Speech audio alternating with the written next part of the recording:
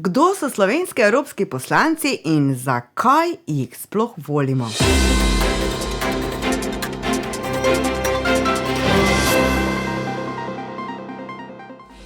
Občasno se zdi, da smo ves čas na volitvah. Tako bo tudi naslednje super volilno leto, ko bomo volili predsednika države, poslance, župane, svetnike, predstavnike krajevnih skupnosti. Za povrh pa bodo potekale še volitve v državni svet. Na volitve Slovenci ne hodimo prav radi. Še najraje gremo na lokalne volitve, ker tam tiste, ki jim glasove namenjamo, vsaj poznamo. Na državnozborske nas gre manj, še manj pa na evropske. A zakaj je pomembno, koga pošljemo v Bruselj, kjer nas trenutno predstavlja že 4. garnitura evropskih poslancev?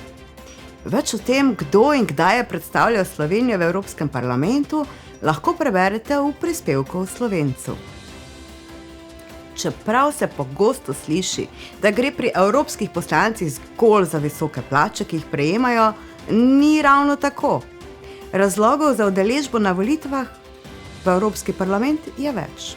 Med njimi so pomembni osebni politični cilji, pa tudi to, da na ta pomembna mesta pošljemo dobre ljudi, ki so v čim večji meri odporni na korupcijo.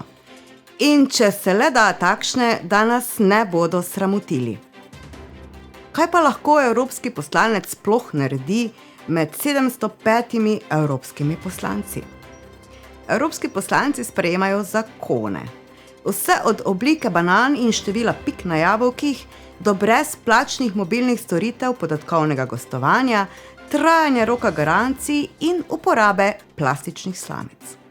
Noben zakon na evropski ravni ne more biti sprejet brez soglasja Evropskega parlamenta.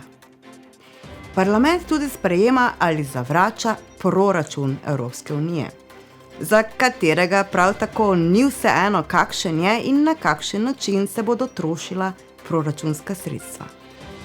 Parlament potrjuje tudi komisarje in predsednika Evropske komisije. Prav tako ima moč, da Evropsko komisijo razpusti.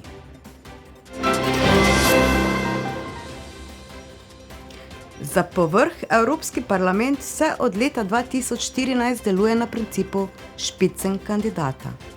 Kar pomeni, da bo najverjetneje posebej določen kandidat tiste stranke, ki bo na evropskih volitvah dobila največ glasov, predsednik Evropske komisije. No, nazadnje se to sicer ni popolnoma izšlo.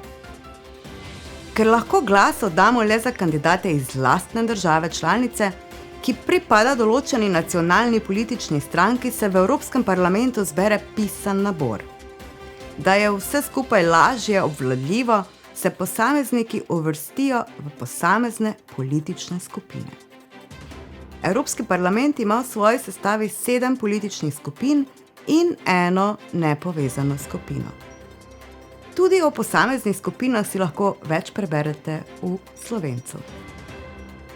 Izvoljeni predstavniki, ki prihajajo iz posameznih držav, tako načeloma ne zastopajo interesov države, ampak interes politične stranke, kateri pripadajo. Lahko pa znotraj le-te tudi zlobirajo kaj, kar je v interesu države.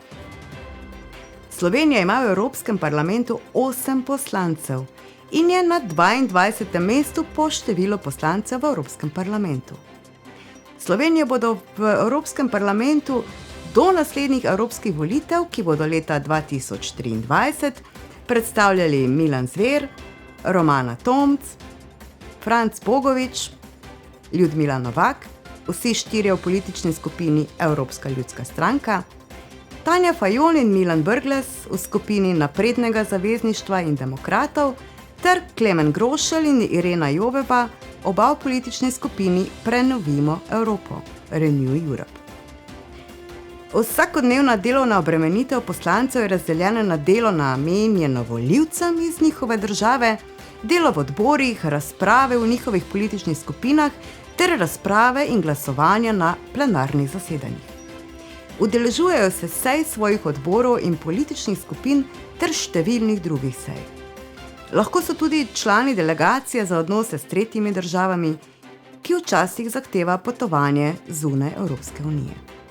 Je pa v Evropskem parlamentu ravno tako, kot v vsaki drugi službi ali organizaciji.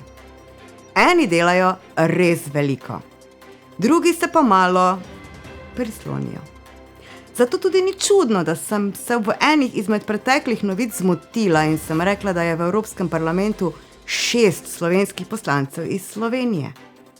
Za nekatere izmed njih se pač bolj redko sliši.